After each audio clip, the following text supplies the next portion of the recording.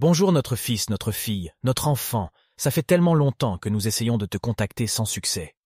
Il fut un temps, tellement longtemps, aussi loin que tu ne peux t'imaginer nous avons existé.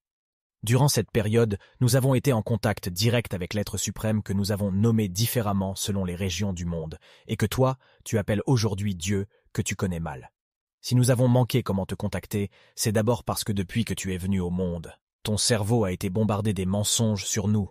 Notre histoire a été falsifiée. On t'a enseigné que nous étions des démons. Nous ne connaissions pas l'être suprême, bien qu'il soit désigné dans nos différentes langues, et tu as été tourné vers des dieux étrangers. Tu as longtemps ignoré notre existence. L'ennemi a installé une peur en toi, te disant qu'il y a un feu qui t'attend si jamais tu ne nous rejettes. C'est ainsi que tu nous as mis à l'écart.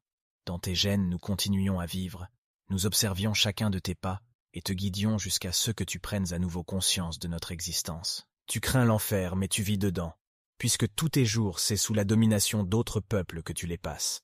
Parfois tu manques même les moyens de survie. Crois-tu que des ancêtres d'autres peuples peuvent t'aimer autant que nous? Tout ce que tu es, tout ce que tu as, c'est nous qui te l'avons transmis. Tout ce qu'il faut pour ton bonheur, tout ce qu'il faut pour faire prospérer notre famille, notre race, tu l'as à portée de main à une condition. Rappelle-toi qui tu es, d'où tu viens, apprends à observer les prescrits et interdits que nous avons instaurés. Sois une personne pieuse, pratique continuellement le bien, sois fier de ton identité. Apprends à connaître qui nous sommes. Durant notre époque, nous n'avions pas besoin de médicaments pour guérir. Seule la parole suffisait. Aucune épidémie ne pouvait nous décimer. Nous n'avions pas d'internet, mais communiquions en temps réel. La chirurgie n'avait aucune place puisque notre science est plus poussée jusqu'aujourd'hui.